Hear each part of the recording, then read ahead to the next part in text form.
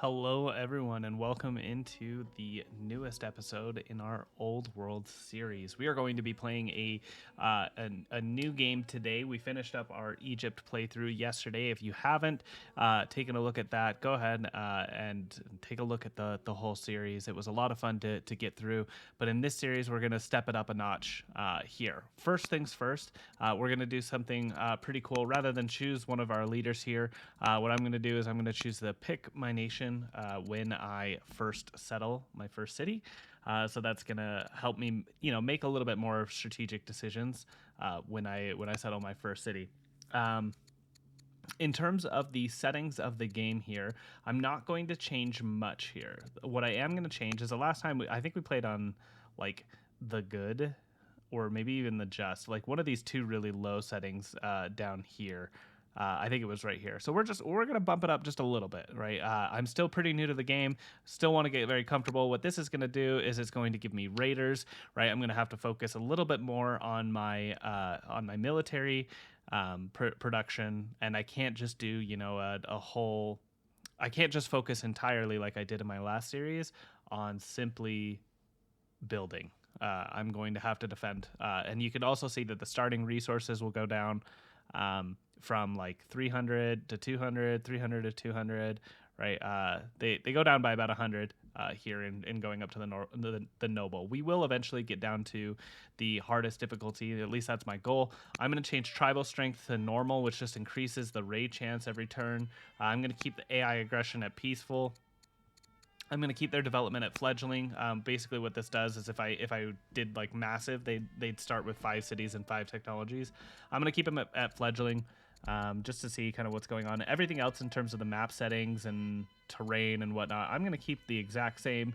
And we're going to go ahead and get started here. So let's get going.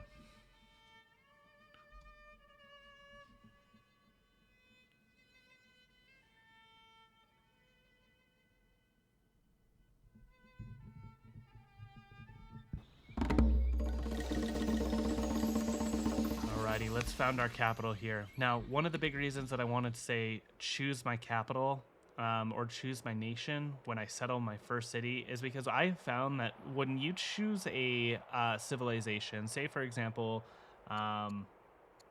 you choose Babylonia, right? Babylonia starts with trapping, which means that you are able to produce camps early on, right? The very first thing or the very first city that you get, most of the time will have pastures instead of camps, right? So it seems as if the AI or the way that the game sets you up wants you to struggle at the very start of this, right? So right here I have pigs which are harvested by husbandry, right? So I wouldn't want to be Babylonia because they start with trapping. So I want to find something that starts with pastures here, and I'm not 100% positive. Let's see, Persia does, Hatti does. Those two. Okay, so I'm going to be choosing between Persia and Hatti. Let's see. Well, if I choose Hatti, what families do I have? I have riders, right? I have landowners. Okay, what if I chose Persia? I have hunters. Okay, so camps and nets are going to gain 100% output. That doesn't necessarily help me much because this is going to be a pasture. It's not going to be a camp or a net at all, right? And I'm going to be moving into stone here. Lots of stones. I'm going to have stone, stone, stone, stone, or stone, stone, and stone in these 3 locations here, right? And adjacent to this mountain would be really good. So let's see. I have clerics, which is okay, I guess. And I have the same riders between the two. So hunters, clerics, statesmen, or riders, landowners, patrons, traders. Don't really have any bullion resources here, but I do love having the option for bullion resource. Then I get the literature. I'm pretty positive literature is the same. And no. So this one plays more into religion, or this one here plays into just an extra luxury that I get and more civics if I decide to do so. They have the same here. You know what? I'm leaning towards Hattusa and Hati. So let's do that. And let's go with the landowners first, because that's going to give me a lot of growth. And let's do that. Okay. So let's found our capital here. Let's start with stone cutting, because we know that we're going to need this. Right away, we do see, you know, at least a bullion resource up here, so we know that we're probably close to it. Just given the temperature of what's around us, I'd imagine that mines are going to be kind of a big deal in the game here. So what I am going to do is I need a governor here. This is a builder, which is really good. It gives me civics, training, as well as gold. I'd like to do my king as a governor, because like there's just a lot of things here. However, my governor is also warlike. Let's see. Warlike. As a governor, it gives me training. As a leader, it gives me plus. I don't see any reason why not to do my. Right? Because it doesn't. He doesn't. Yeah, let's choose him as a governor. That's the right play. And then what I'm going to do is I'm going to move my builder here, or my worker here, excuse me. I'm going to remove the trees to get me extra wood first, because the pasture still stays there when I do that. And I'm going to get started on the pasture. I only have one order left, so I'm going to move towards my ancient ruins. And we're on our way. In this playthrough, what I'm going to focus on a little bit more is last playthrough, every single city I developed in pretty much the same way. I started, you know, getting garrisons. I surrounded it by barracks, right? I had a bunch of farms for growth and food. I tried to get mines and quarries in every single city, and that's just not going to be a viable option in this game, right? We've upped the difficulty a little bit. The AI and the barbarians are going to be, you know, doing a lot of different things for us. So what we want to do is we want to have cities specialize in things, right, for us. So, for example, this city site over here is going to be one of our city sites. But if you're looking at it, there's not a whole lot of rural things that are going to be attached here, right? I mean, there's a farm here. There's going to be a grove here for incense, right? But that's it. But you do see a ton of hills, right? These hills can be mines for sure. And if we have these as mines, then that's going to give us iron, right, which we can use for units, right? But each specialist for this miner, for mining, also gives training, and training is a resource that we can use to train military, right? So we can use this city over here as our military production type of city center, right? And we can develop it into a big military central location. And that is something that we definitely want to do. Whereas here, we're going to have a lot of growth from our rural improvements, right? And we also have this this river that we can build farms along, right? It is arid, so maybe it's not the best. So maybe instead we could do, you know, quarries, getting us stone as a big emphasis in here. We'll have to figure it out as we go, but we definitely need to make sure that we are specializing a little bit more and understanding what the purpose of each city is for. Alrighty, first one here, we have ritual performance. We can acquire polis, right? Which is just a great, I mean, that's a lot of science. Let's see. Polis is right here, right? And it would take, that's just 120 free science, right? And we get it even though we're still researching stone cutting. Okay, so 120 free science. We could get drama, which is what we want after polis, right? I believe it's 120 as well, right? Because we build Odeons as well as hamlets next to each other to boost their adjacency.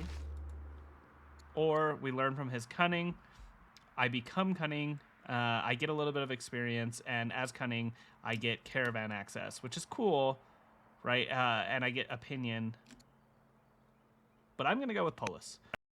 this is going to be great because that's going to boost my income really early. Once this this worker is done with the hamlet, or excuse me, with the pasture, I'm going to build a hamlet, which is going to be great for me. It's going to give me 20 income per turn.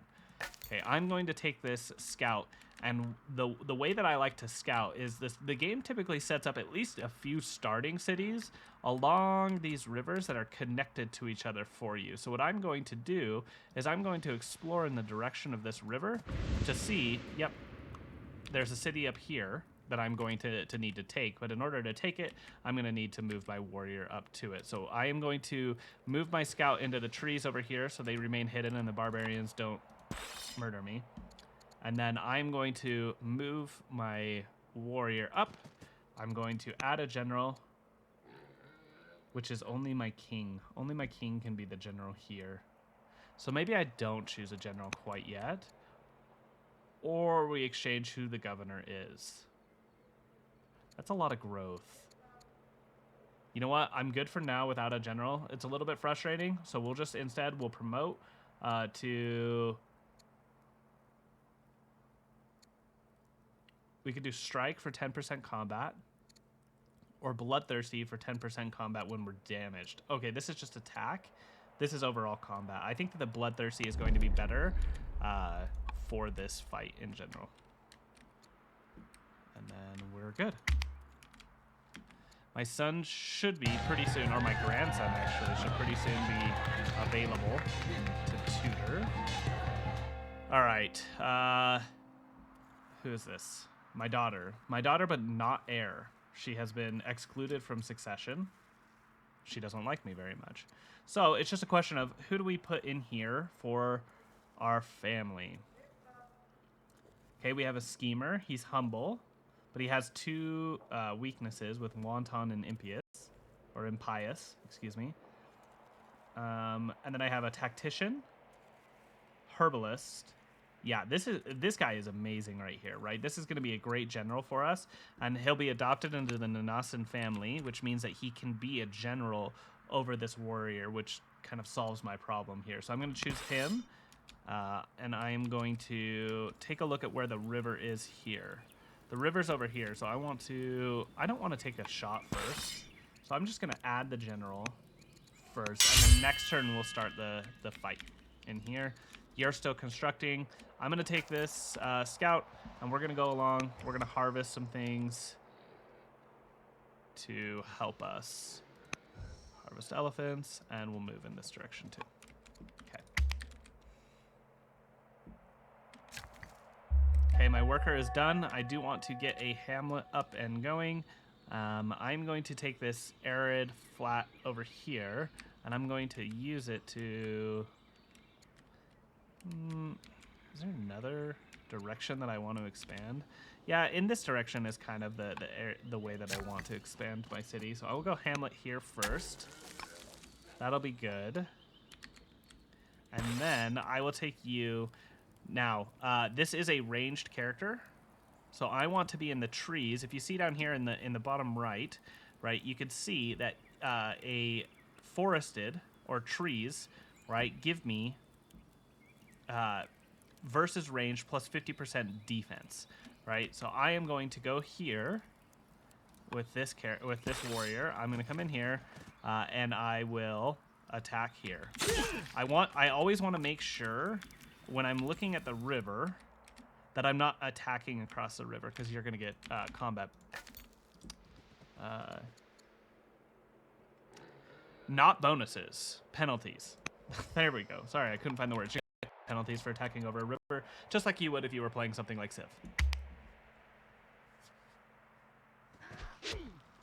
Okay, don't get hit very hard here, which is great. My heir is now old enough to be tutored. Let's see, the Nanasan, or Nanasan, I'm just going to call him Nanasan for the sake of the playthrough, has offered a suitor for the builder here. For my son, but Labarnus refuses the proposed match. How shall we handle the situation? This individual doesn't really like us already, my son. He's excluded from the succession. I don't know what actually happens. If anybody knows what has happened with the Hattusan Empire, with the Hattusili and him removing his 2 children from the succession and naming his grandson as his successor, and why that happened, go ahead and leave that in the comments below. I'd love to know. But let's see. We want. Do we want the builder to be part of the family?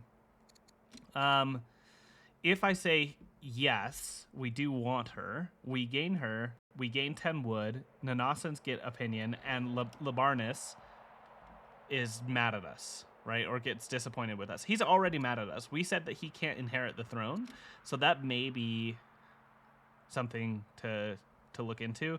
Or we allow him to gain opinion and we lose opinion from our family, right? We don't want to lose opinion from our families, right? Because losing opinion has consequences such as rebellion and other such things. So we're going to do force it and gain the opinion from the Nanasan family, as well as a builder for a governor. Now, we need to pick what Prince Mersili is going to study. Now, he can study, in my opinion, I believe that both Zealot, Builder, and Scholar are fantastic traits to have. I always think that philosophy is the best thing to do for your heir.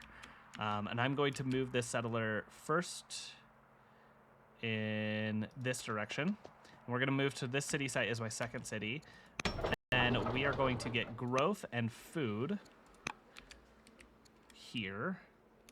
And then we did get another barbarian pop out, but that's completely fine. You'll notice that we only take 2 damage in the trees here, and we're dealing 7 HP. So we should not only be able to kill this one, but this one before we even need to think about healing here. Alrighty.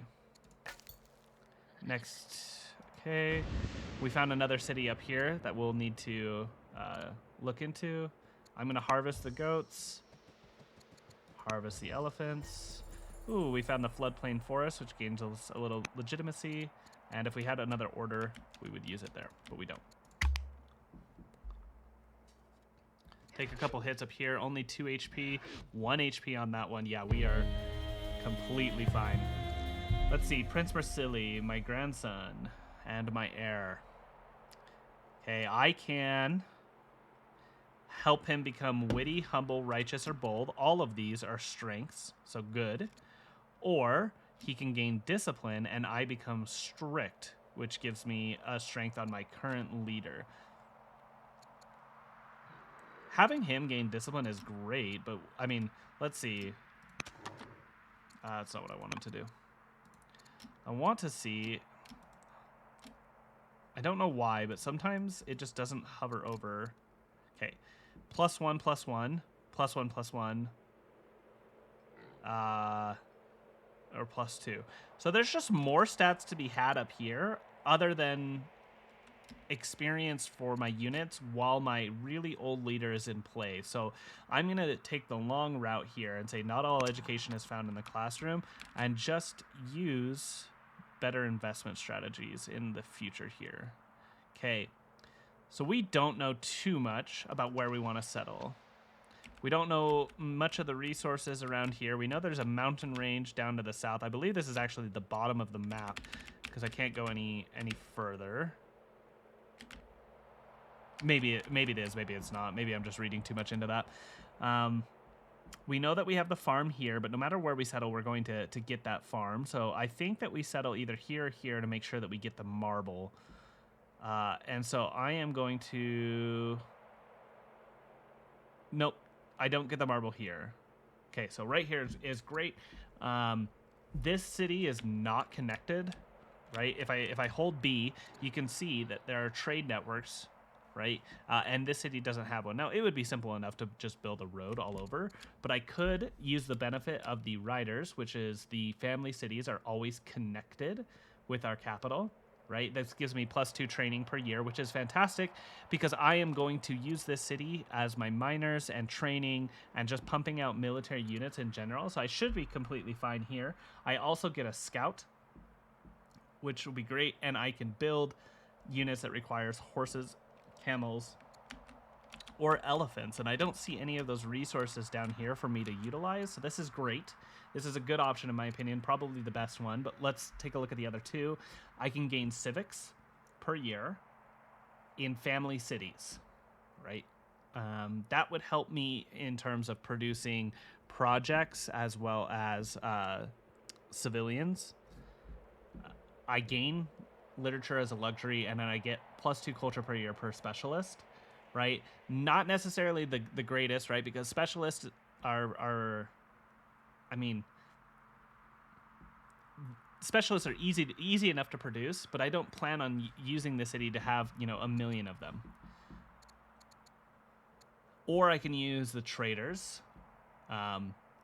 In family cities, hamlets only take 10 years to upgrade from a hamlet into like a town. New worker units start with surveyor, and I don't know what surveyor does because it bugs out on me here. Hello. Okay, and then if I had bullion resources, we'd be able to utilize those, but we're not going to be able to utilize those here. So I think that the riders are the best option here.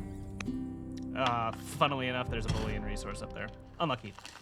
Okay, we know that the Danes are down here, which is great. I gained a scout. Now, with this scout, what I'm going to do is I'm going to move it up here eventually, and I'm going to use it to hold this city site. But first and foremost, let's go ahead. Can I get... I need a stronghold. It's like build a heavy chariot on turn 4. Nope. I'm going to build a warrior right off the rip. And then I'm going to use these warriors to fight these barb camps up here. Okay, I'm going to make sure that I use my orders to kill these barbarians. I'm going to move this scout up here in this direction. Okay, you're going to be hidden. You're going to harvest assault and then move here. Maybe move up as well next turn.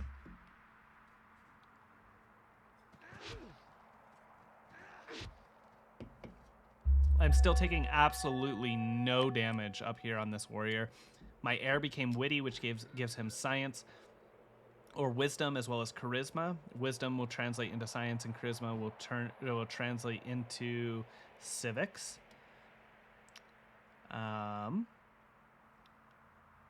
Cool.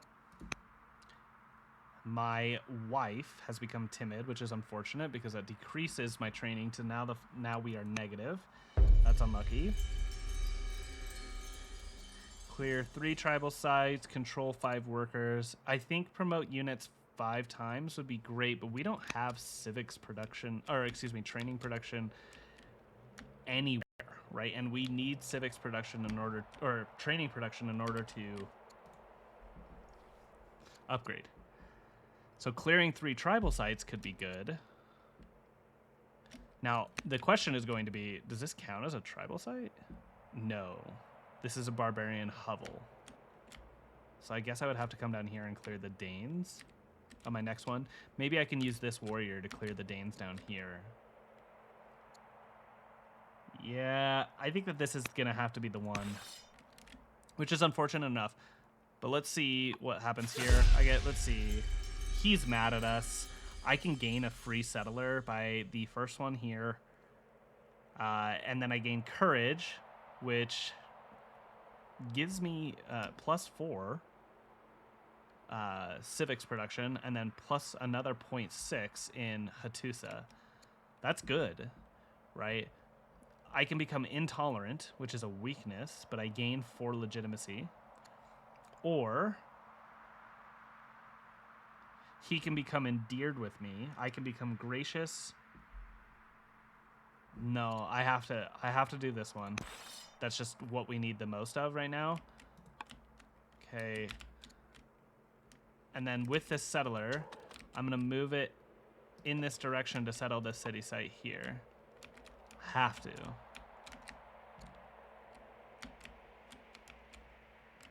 Okay. My next unit, what am I going to do? I think we'll explore up by the barbarians. We'll see if we can figure out what the city is going to be most likely in terms of resources. Looks probably like one of the landowners where we use rural improvements the most. But it's going to be a question of what do we do with this one? Tough questions all the way around. We're going to harvest the horses.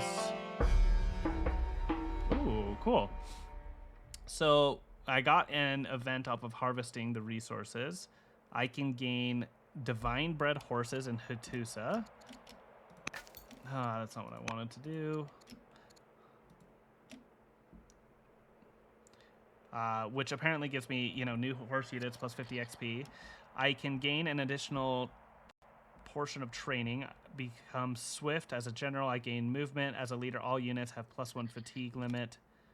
Or send the horse to the oligarch. He becomes endeared with me, which is just +80 opinion. He also becomes swift, which just gives him more movement. This is actually a tough decision here. I am not a general, so the movement doesn't matter. However, I gain +1 fatigue limit on all of my units because of my leader, because I am the leader. But I'm not going to be around much longer. I'm 52 years old, right? So I could instead send it to the oligarch, who is, really young. He's the head of the Kusaran family. He is likely going to be the general that I pick on this warrior over here, right? Because I'm producing that in the Kusaran family. And it gets a lot of opinion of him for me. So I think that that's what I'm going to do. I'm going to send the horse as a gift to the oligarch. He's going to be very happy with me. +80 opinion. It doubled the opinion there. It makes this seat feel very, very comfortable for me in terms of I'm not too worried about rebels or anything like that. 3 HP there. You could see that is significantly more than we are than we are used to. We've stepped out of the forest in order to control this city site. So now I have to see where I do the most damage. All of these I do the most on the. It doesn't matter. It's always going to be 7 damage here. He's only doing 3 to me, so I should be able to kill him in 3 attacks, and he'll only have 2 on me in that time. Okay. Let's see. Do I just settle this right away? I don't see why not. So we come up here. First of all, let's scout around, see what we can find out. There are absolutely no bullion resources in here, right? There's some rural resources that we're going to be able to use, maybe with horses, right? Or elephants. So let's see. I could do riders again.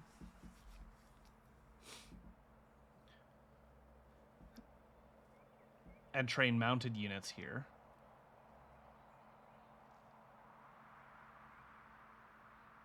This solves my training problem to at least not go down per year.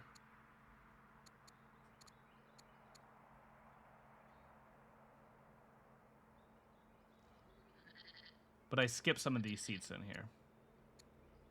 I know that I'm around bullion, right? And I think that I'm actually just putting too much stock into how valuable that is, right?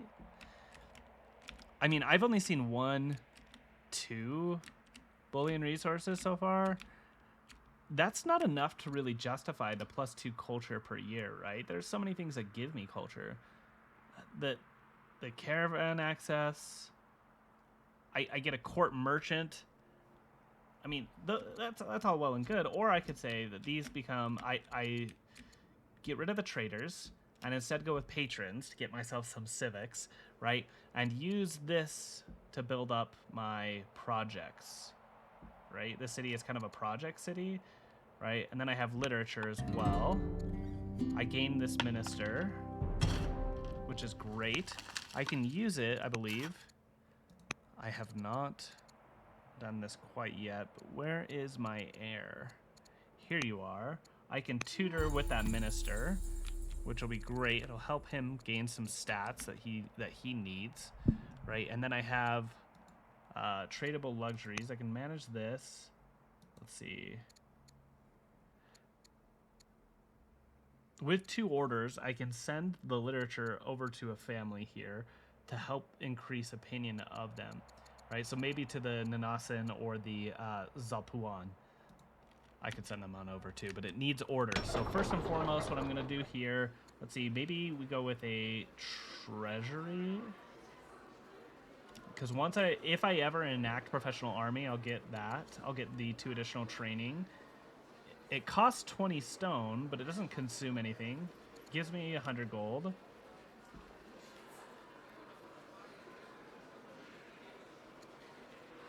Yeah, let's do treasury. Let's get the treasury up and going here. And Hattusa needs to produce something. My worker is done, so having my worker idle is pretty frustrating, but I think that's what's necessary today, or for this turn. And I think what I'm going to do is I'm going to get... I want as many rural improvements in here as possible, right? Because the landowners, their big shtick is 20 gold per year per crop resource. Okay.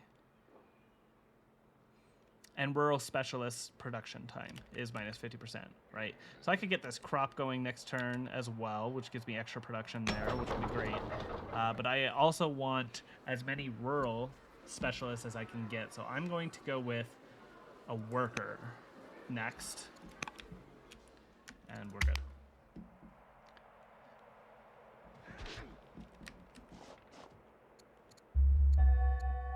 Alrighty. I think the best use is our Odeons here. Gonna give us a bunch of culture. And will help us out quite a bit. So let's go there.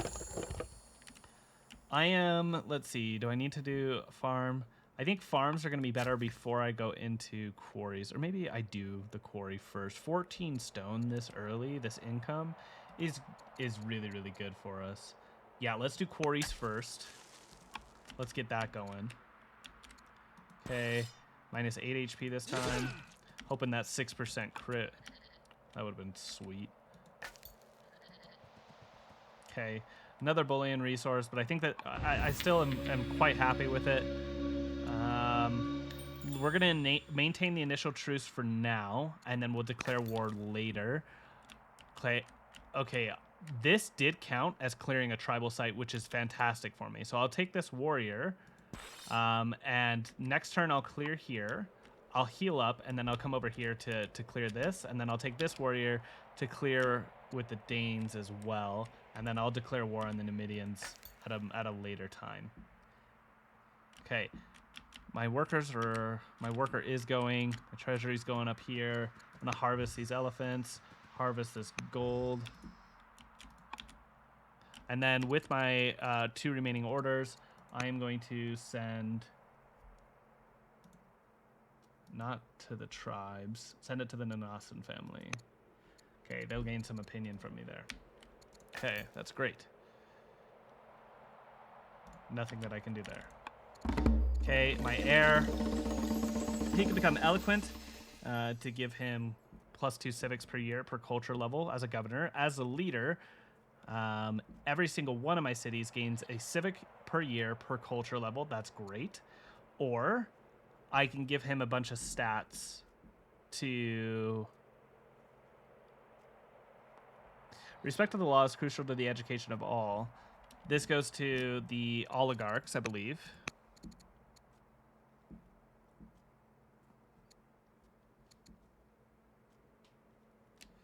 Or to whoever these people are.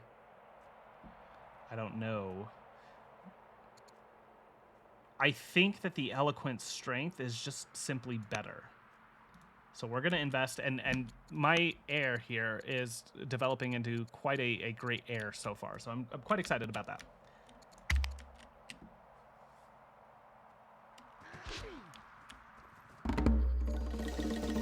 Alrighty. My son here, okay. Pimpira. I have a builder, but she's also bitter, which gains -2 charisma. I don't know if I want that, but I could get another Nanasan general here. If I did, she would gain me courage as well as discipline. Yeah, she is just the better option. I don't have a unit for her to be a general of at the moment, though. So we'll choose her first. That solves kind of the training problem overall. I can kill this unit, which will be great. I'll go ahead and I'll do that. See you later. Now I don't really have to worry too much about that. I will heal and then clear this barbarian camp over here. We have 2 turns on this warrior, 2 turns on this worker. All of my orders are going to have to go into my scouts then. Let's harvest these elephants. Let's harvest. Ignore them. Their presence means nothing. Okay. We'll declare war on these later. Harvest the goats. Harvest the elephants. Harvest the game. I don't want to come over here because that's too close. We'll move towards the resources over here. The sheep.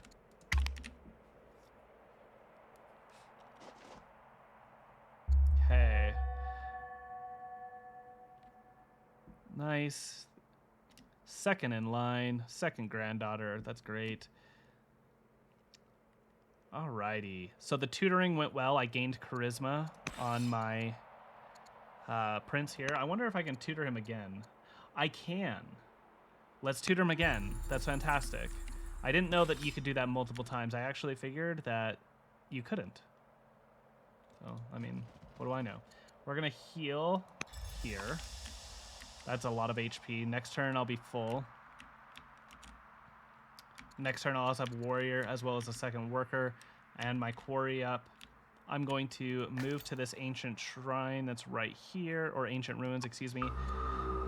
I could become gracious, which gives Hattusa an 18% increase, which is 1.8. I gain globally plus 10. But my oligarch loses opinion of me. That's frustrating. I can gain legitimacy from destroying the sacred tomb, or I can gain science, which is 70 science. That gets me to 108, which means that I will complete Odeon next turn. So this removes 5 turns. Or do I want the legitimacy? Legitimacy is great for my civics, or for my orders. But Hattusili is not going to be around for much longer. So I'm going to move to that instead. And we're going to harvest the silver. I didn't mean to go there. Take that back. Take the turn. I want to go here. I got the Mosa River, but I wasn't the first to discover it. So I'm sure that there's a nation up here that I need to be worried about.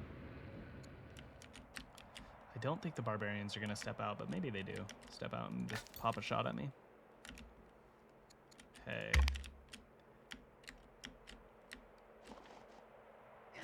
Oh, they hit me on this here. Okay, let's see. I think camps are probably the best, but stone is really good, and this is a... Wow, this kind of sucks. I like all of these cards, so the fact that all 3 of them show up at the first one and I can only choose one is pretty frustrating. My stone income is going up already, so maybe I do a free worker, and I take that worker and I move the worker over here to start improving the mines, and I get a second warrior going here. I think that that's what I'm going to do. So I'm going to move you here. I don't have enough training to add a general quite yet, so I guess I'll move you up here. We will go with a second warrior here. Start producing more. You are going to go down to my farm. Build the farm. You're going to come over here. You're going to build another quarry. And let's see, we have 2 citizens. I'm going to do a stonecutter. Okay. I want to... This dude has 3 range. Since when? Does a hill give you more range? No. Why do you have 3 range?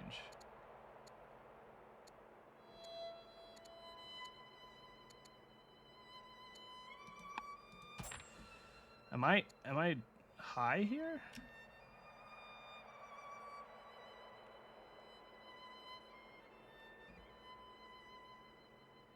This shouldn't be able to hit me. I mean, correct me if I'm wrong, but does 2 range mean that? I don't know. It doesn't make sense to me. I'll move you back 1. I'll heal again. I'll be pretty close to full HP. I need a worker here. Or walls. Let's do worker first. Get that going.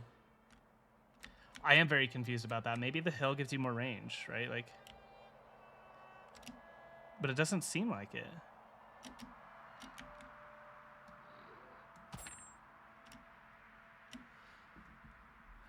Zero to 2. So maybe 1, 2, right? You should only be able to attack to here. What do I know? Okay, that's enough to really worry about, kind of from here anyway. That's going to be it for our episode. We'll finish up here with a couple of our worker orders, or excuse me, our scouts. And then we will be done and move on to the next turn. That is going to be everything from this episode. Thank you guys so much for taking a look into the old world and into my channel. If you did like the video, please leave a like down below. Subscribe to the channel. This is something that I really enjoy doing, and I definitely appreciate you guys taking a look, and I will see you next time. Thanks, everyone. See ya.